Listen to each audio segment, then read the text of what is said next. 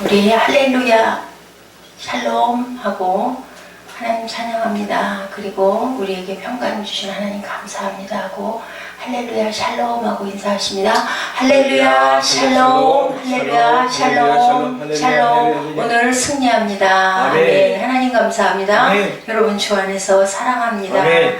아멘. 네, 오늘은 사대교회, 오늘날의 많은 교회들을 향해서 주님께서 말씀하시는 그 말씀이 우리가 여기서 깨우칠 것 깨우치고, 또한 저희들 회개할 것도 회개하고 다시 생각할 것도 생각하는 시간 같습니다. 자, 우리 에베소 교회에서부터 지금 4번째인가요? 5번째인가요? 네, 오늘 사대교회가 몇 번째인가요? 에베소, 서머나, 보가모, 두아디라 5번인가요? 5번째죠. 네, 에베소는 2장 4절에서 그러나 너를 책망할 것이 있나니 너는 처음 사랑을 버렸느니라 라고 말씀하셨어요. 서문학교에는 환난과 궁핍과 핍박 속에 있었지만 내가 부요한 자라 죽도록 충성하라 라고 생명의 멸류관을 주시겠다고 칭찬하셨죠. 그리고 버가모 교회에게는 우상의 제물을 먹게 하였고 행음하였도다. 그리고 그 부분을 나무라셨습니다. 그리고 또한 두아디라 교회에 이사벨 얘기를 하고 있죠. 네, 그렇게 해서 회개하고 또 너희들 회개해야 되고, 그 다음에는 또 그 뭐라 그랬어요? 그 다른 이방 신들을 섬기고, 또한 이렇게 너희들 영지주의나 이런 데 이렇게 빠져가지고 그렇게 살고 있으면 너희들 그거 돌이키지 않으면 내가 칼을 들고 가서 쳐버릴 것이다.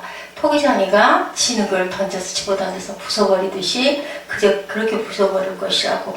아주 하나님은 사랑의 하나님이시기도 하지만 공의의 하나님이시기 때문에 심판의 말씀도 아주 무섭게 하시기도 하셔요. 오늘은 사대교회 계시록 3장 3절에 뭐라고 그러고 계세요? 그러므로 내가 어떻게 받았으며 어떻게 들었는지 생각하고 지켜서 회개하라. 일 깨지 아니하면, 여기 그 사대교회를 향한 말씀 3장 1절부터 보니까 2절 3절 한번 읽어봐 주실래요? 너는 일깨어 그 남은 죽게 된 것을 굳게 하게 하라. 내가 하나님 앞에 내 힘이 온전한 것을 찾지 못하였노니 그러므로 내가 어떻게 받았으며 어떻게 들었는지 생각하고 지켜 회개하라. 네. 만일 일깨지 아니하면 내가 도둑같이 이르리니 어느 때 내게 이를지 내가 알지 못하리라. 네, 사대라는 뜻이 남은 자예요. 보니까 그죠? 사르타스라고 나와 있는데 남은 자라는 뜻이라고 합니다. 근데 2절 3절에 보니까 계속 일깨워라, 그죠? 일깨지 아니하면 그날이 도적같이 임할지 모를 것이다. 이렇게 계속 경고하고 계세요. 깨어라 라는 말씀을 하고 계셔서 저는 번뜩 깨어야 되겠구나 라는 생각을 해봅니다. 예, 우리가 정말 너무 구태의연하게 하루하루 정신없이 일주일이 가죠. 일주일이 가고 한 달이 가고 그러다 보니까 금방 11월 달이 됐는가 했는데 벌써 12월하고도 오늘이 며칠이에요? 3일이에요. 이렇게 날짜가 또 조금 있으면 금방 캐롤성이 들릴 거고, 크리스마스를 기다리고 준비하다 보면 송구영신 예배, 그러고 나면 신년 예배 드리고 나면 또 그냥 막 달려가서 2014년에 아마 3월달쯤 돼 있을 것 같아요. 그러다 보면 금방 여름이 오고 이런데 우리가 정신을 번쩍 차려야 될 것 같습니다. 예, 동화 작가인 정채봉 선생이 유명한 법정 스님을 한번 찾아갔었대요. 그랬는데 가니까 계시는 그 숙소에 아무도 안 계시고 산사에 계시는데, 그래서 어디를 가셨나, 낮잠을 주무시러 어디 그 나무꾼을 찾아가셨나 하고 산으로, 잘 가시는 산으로 이렇게 올라가다가 위에서 내려오는 그 법정 스님을 만났대요. 날이 더운 여름이었다고 합니다. 스님 어디를 이렇게 다녀오십니까? 라고 물어봤더니 칼로 대나무를 깎고 있었네 라고 대답하더랍니다. 대나무가 굉장히 날카로운 그 대나무를 칼로 깎을 때 어떻게 해야지 칼로 잘 깎을 수 있을까요? 손을 베를 수도 있고, 그죠? 아주 위험스러운 일일 수도 있는데 대나무를 깎고 있었다고 말씀을 하시면서 정신을 바짝 차려야 되기 때문에 이 무더운 날에 정신을 차리려고 대나무를 깎고 있었다. 졸지 않기 위해서 깎고 있었다라는 말씀을 통해서 깊은 묵상을 하게 됐다라는 그런 예화가 실려 있습니다. 네, 깨어있기를 강조하는 종교는 대개는 이렇게 불교에서 돌을 많이 닦잖아요. 그죠? 가부좌를 들고 앉아가지고 몸에서 사리가 나오도록 앉아서 묵상을 한다고 그러죠.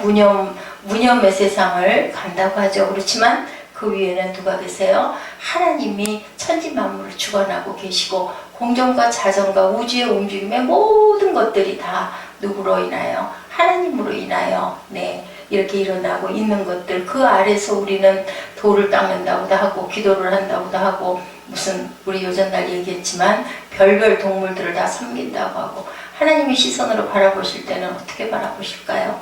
참 안쓰럽고 딱하고 또 때로는 긍휼하고 때로는 어리석고 때로는 바보 같고 어이구 내가 만들어놨는데 너희들 어찌 그렇게 작품들이 그러냐 참 실망스러우시기도 하고 많이 마음이 아프시기도 하겠구나라는 생각을 했습니다.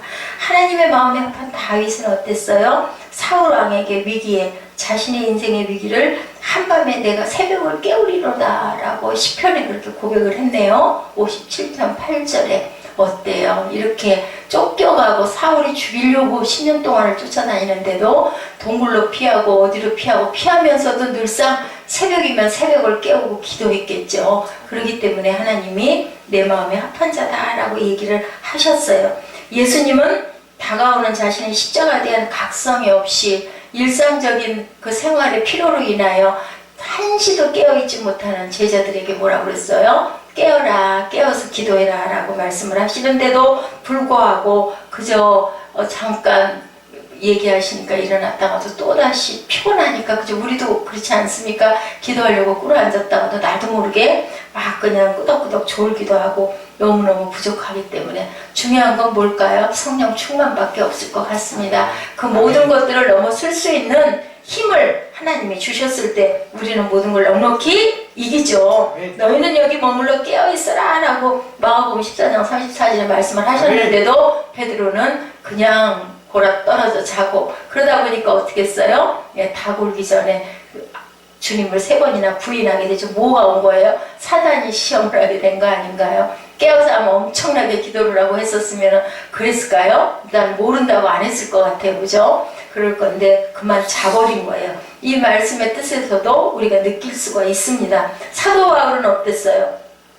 거대한 쇠파 속에서 파도가 밀려오는 시대를 살고 있는 로마의 성도들에게 너희는 이 시기를 알거니와 지금은 자다가 깰 때다. 로마서 13장 11절에 이렇게 얘기합니다. 바울은 골로새 교회를 또 향한 편지에도 기도에 감사함으로 깨어있어라. 골로새서 4장 2절 말씀에 권면하죠. 사도 요한도 영적으로 죽어가면서 그 위기를 깨닫지 못하는 그 한 교회를 향해서 깨어있어야 된다. 너는 일깨어라 오늘. 이렇게 얘기를 하고 있죠.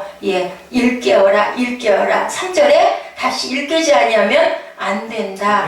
이 교회를 향한 권면의 말씀은 바로 사대교회에게는 깨어라, 웨이크업. 새 생명 세비사 깨어라 라고 말씀을 하십니다.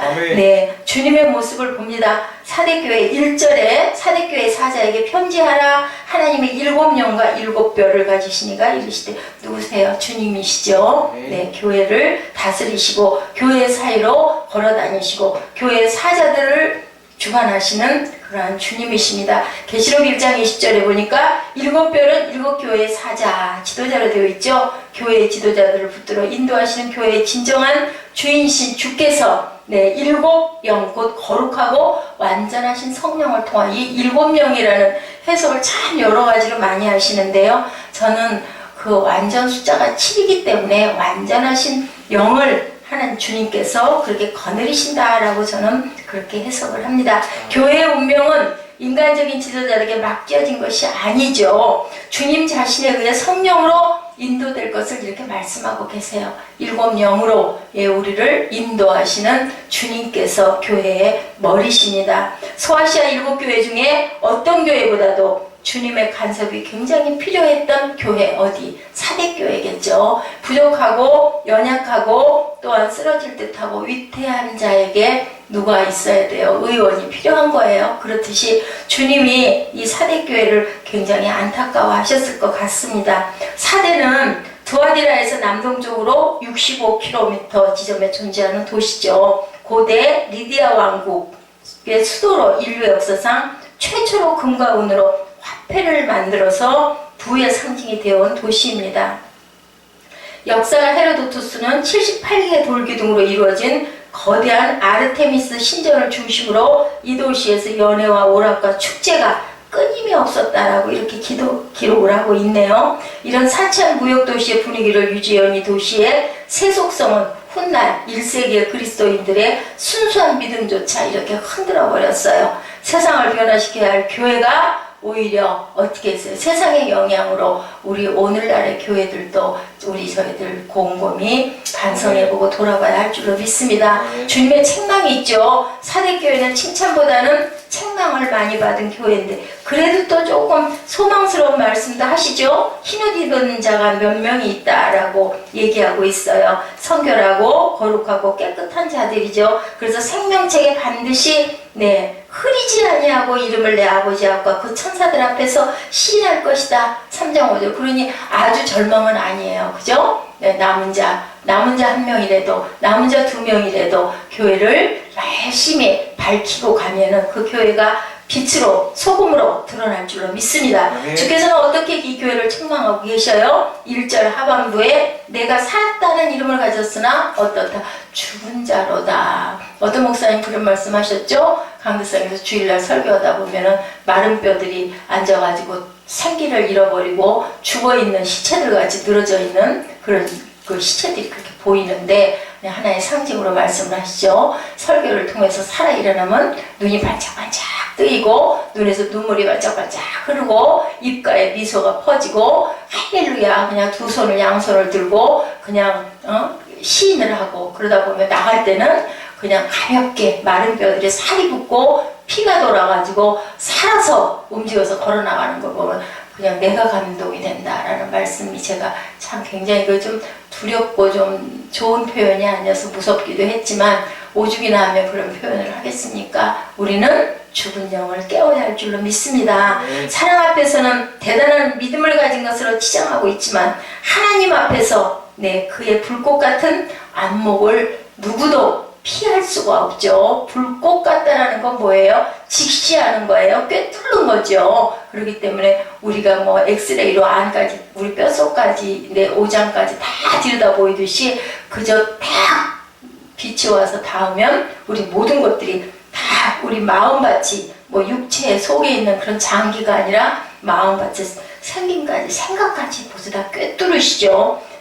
성경에 유사한 책망을 당한 무리가 바로 누구였었어요? 바리새인들이었어요. 예수님 당시 바리새인들은 어땠어요? 최고의 영적인 사람들 자부하지만 주님은 그들을 뭐라고 말씀하셨다고요? 회칠한 무덤이다 라고 얘기를 해서 왜요? 꿰뚫어 보니까 아니니까 껍질로만 형식적으로만 중심은 아니고 그렇기 때문에 주님께서 내가 율법을 폐하려 온 게 아니라 완성하러 왔다라고 말씀을 하셨지만 우리가 은혜를 받으면 그냥 지키지 말라고 그래도 하나님의 그 율례를 기쁘게 감당을 하죠. 그게 다른 부분입니다. 이와 같이 너희도 겉으로는 사람에게 옳게 보이나 안으로는 외식과 불법이 가득하도다. 마태복음 23장 27, 8절에 그들은 모두 종교적인 외식자들이고 위선자들이었던 것입니다.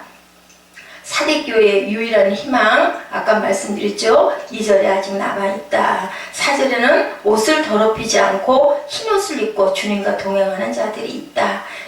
사대라는 도시명의 그리스의 뜻이 남은 자예요. 그렇기 때문에 남은 자들이 남아있다. 그 옷을 더럽히지 아니한 몇 명이다. 평소 세상을 지롭게 살지 못한 아마 이한나 목사 같은 사람이지 않을까 싶습니다. 칭찬하는 말씀이 아니고요. 어쨌든 좀 바보 같고 좀 약간 왕따스럽고 그런데 거룩한 옷을 더럽히지 않은 하나님이 보시기엔 주님이 보시기엔 안쓰럽고 딱하지만 사실은 그래도 하나님 네가 나를 사랑하는구나 라는 거는 아시는 거예요. 그렇기 때문에 누가 그랬다죠? 왕따는 왕을 따르는 자다. 우리의 왕이 누구세요? 주님이시죠? 하나님이시죠? 그렇기 때문에 그게 과연 나쁜 거 아니라고 그러네요. 세상에서 약간 왕따가 된다 하더라도 하나님만 곱게 바라보고 있으면 그래 그나마 하나님께 구제가 되니까 감사하죠. 세상에서 사람들이 좋아하고 물론 좋지만 세상에서도 좋아하고 하나님도 좋아하시면 좋겠지만 선택하라 그러면 무엇을 선택하시겠습니까? 여러분들 세상 얼마 안 있어 가지 않습니까? 그렇다면 둘 중에 하나 선택하라면 하나님 보시기에 조금 세상에서는 어느라고 바보 같고 세상의 이치를 잘 못 따라가가지고 실수를 자주 하고 왕따를 당해도 그냥 우리는 왕이신 주님을 따라가야 되겠죠. 세상에 갖지 못한 영성이 그리고 거룩한 도덕성이야말로 세상을 변화시키는 힘이기 때문이죠. 세상과 우리는 달라야 되겠죠. 같아서는 안 되겠죠. 빛과 소금이 우리가 돼야지. 빛이 비추기를 멈춘다면, 소금이 짠맛을 잃어버린다면, 길에 버려져 밟혀버리면 그거 뭐 아무것도 아니지 않습니까? 소금은 넣어야 짜죠. 그래서 우리 옛날 속담이 있죠. 부뚜막에 소금도 넣어야 짜다. 예, 그런 것처럼 우리는 그렇게 사용되겠죠. 바울은 로마의 성도들에게 로마를 배워야 한다고 말한 것이 아니고 세상을 본받지 말라고 얘기했어요. 로마가 아주 문명의 도시였고 모든 그 문명이 뭘로 통한다고 그랬어요? 로마로 통한다고 그랬어요. 절대로 해가 지지 않는 나라라고 했는데 지금 남아있던가요? 그죠? 그러니까 너희들은 물들지 말라고 얘기를 한 거예요. 바울이 이 세상을 본받지 말라. 네, 그것이 바로 우리의 힘이고 가마력인 것을 잊지 말아야 합니다. 본받지 말아라. 깨어있는 교회는 영성과 도덕성으로 날마다 자신을 살피는 공동체가 된다라고 그래요. 깨어있어야 되겠죠. 영적으로 충만해야 되겠죠. 사대교회 배워야 할 웰빙 교회의 비전, 깨어있는 교회가 되어야 된다. 21세기의 오늘의 교회는 아마 어느 또 금방 가다 보면은 22세기가 될 건데 그때는 또 어떻게 변해 있을까요? 본문 2절에 내 행위에 온전한 것을 찾지 못했다고 했는데요. 온전한 것은 충만으로 번역이 되어 있습니다. 그러면 우리는 충만밖에 없어요. 제가 어저께 언뜻 새벽에 기도하다가 어젠가요 그젠가 주일날 우리 예배 이후에 청소하고 막 다니다가 이 성령 충만이 그렇게 번뜩 떠올라서 그렇게 막 급하게 찾았던 거예요. 내가 어떻게 받았으면 어떻게 들었는지 생각하고 지켜 회개하라. 만일 일 깨지 아니하면 내가 도둑같이 이르리니 어느 때에 내게 이르는지 내가 알지 못하리라. 예, 생각하라, 지키라, 회개하라. 요즘날 우리 삶 아래 대해서 얘기를 했었죠. 네, 우리가 생각해야 되겠습니다. 그리고 돌이켜야 되고 그리고 우리는 어떻게 해야 될까요? 변화가 돼야 되겠죠. 네, 변화되는 삶을 살고 깨어있음으로써 그 자리에서 깨어있는 채로 열심히 살아가고 그리고 깨끗한 그런 흰옷을 입고 그 교회를 열심히 섬기고 지켜나가면 내가 결코 너를 잊어버리지 않을 거고 생명책에서 지워지지 않을 거라고 이렇게 약속을 하고 계십니다. 네, 그 얘기 아시죠? 리디아 왕국의 마지막 통치자 크로에수스 시대에 리디아는 페르시아 고레스 대군의 침략을 받게 되죠. 근데 거기가 그렇게 난공불락의 성이었다고 하죠. 아주 꼭대기에 세워져 있어서 누구도 거기를 침입을 해서 점령을 할 수가 없었는데 발견했다고 그러죠. 위에서 그 병사의 그 머리에 쓰고 있는 투구가 떨어져서 그 물로 떨어지는 걸 보면서 그 뒤로 침략을 하죠. 다들 편하게 자죠. 여기는 절대로 못 쳐들어올 거야. 그랬을 때 어땠어요? 가파른 절벽을 향해서 그게서 가가지고 고레스 왕 때 이 페르시아 군대가 요새를 자랑했는데 그 사대성을 좀처럼 함락을 하지 못했는데 그렇게 함락이 돼요. 결국은 뭡니까? 완전이라는 건 없어요. 어디에도 없습니다. 그렇기 때문에 우리는 무엇만 의지하고 가야 될까요? 무엇도 알 수가 없어요. 하나님만 붙잡고 나가야 되겠죠. 사대의 장수들은 멸망하던 밤까지 리디아의 군사들에게 패배는 있을 수 없다고 공언했죠. 깊은 잠을 잤죠. 교만했죠. 전혀 방비를 하지 않았죠. 타이타닉호가 뭐라고 그랬다고요? 신도 어쩌지 못하는 배다 했다가 결국은 침몰을 당하고 말아요. 자연 앞에서 누가 감히 그런 말을 할 수가 있겠습니까? 하나님이 지으신 자연인데요. 여러분 주전자 속의 개구리라는 그 아주 귀한 일화가 있습니다. 네, 그 책에 이런 얘기가 있어요. 주전자 속에 미지근한 물을 넣고요, 개구리를 집어넣은 다음에 서서히 가열을 하면 어떨까요? 개구리는 자기가 죽는지도 모르고 죽는데요. 조금씩 조금씩 온도가 올라가면서 우리가 이렇게 먹혀서는 안 되겠죠. 그럴듯하게 달콤하게, 사단이 그렇게 다가오지만 무섭게 도망가게 다가오질 않거든요. 우리 주변에서도 지금 보고 있지 않습니까? 살금살금 파먹어 들어가는 거죠. 그러면 안락하고 따뜻하고 하니까 그냥 아이고 하고 몸이 녹아지다 보니 그게 열이 점점점 더해져서 결국은 그 올무에 걸려서 먹혀버리는 이 개구리. 어저께 제가 조개 얘기도 했었죠. 네, 뭐 달달한 구멍이 뚫려서 거기로 쪽쪽 빨려가지고 모든 살을 다 빼먹어버리고 결국 남은 건 껍질밖에 안 남아. 우리 인생이 그렇지 않을까요? 이렇게 사단에게 먹히다 보면 나중에 남는 건 그저 혹 무너져버리는 일밖에 없는데, 그걸 우리가 너무너무 미련하고 아둔한 인생들이라 모릅니다. 아무리 말을 해도 알 수가 없죠. 그것을 누가 할까요? 하나님이 하나님의 때에 하실 줄 믿습니다. 네. 우리는 기도할 뿐이죠. 네, 그 동화작가 정채봉 선생의 새벽을 예찬하는 새벽 편지 한 부분 제가 읽어드리고 기도하는 시간 갖습니다. 나는 자욱한 안개가 포근히 안아주는 봄날의 새벽을 사랑합니다. 풀숲에 내린 이슬로 바짓가랑이가 근거니 젖은 여름의 새벽도 사랑하고, 베고 남은 벼포기마다의 서리가 새하얗게 내려있는 가을 새벽을 사랑합니다. 그러나 겨울 새벽 창을 열었을 때 밤사이에 소리 없이 내려와 세상을 하얗게 덮고 있는 눈은 그 어떤 것보다 횡재한 것 같지 않던가요? 그래서 나는 새벽 눈물은 사기꾼이 흘리는 것이라도 진실처럼 믿고 싶습니다. 예, 새벽에 일어나서 가족을 위해서 기도하고, 새벽에 일어나서 교회를 위해서 기도하고, 새벽에 일어나서 민족을 위해서 기도하고, 그리고 또한 학교를 위해서 기도하고, 나이가 다니는 직장을 위해서 열심히 기도할 때, 그죠? 이렇게 그 진실스럽게 흐르는 그 눈물을 보시고 성령께서 우리의 모든 것들을 아름답게 이루어주실 줄로 믿습니다. 사대교회 같은 교회도 너희들에게 남은 자가 몇이 있구나, 흰옷 입은 자가 있다라고 얘기를 하세요. 세상이 아무리 어렵고 힘들고 그리고 각박하고 그리고 황량하게 변해간다 할지라도 우리는 절대로 물들지 말고 세상을 이기고 나아가며 세상을 변화시켜 나가는, 깨어서 기도하고 변화되는 저와 여러분 되시기를 주님의 이름으로 축복합니다. 우리 로마서 13장 11절에서 14절 말씀 같이 합독하시고 기도하는 시간 갖죠.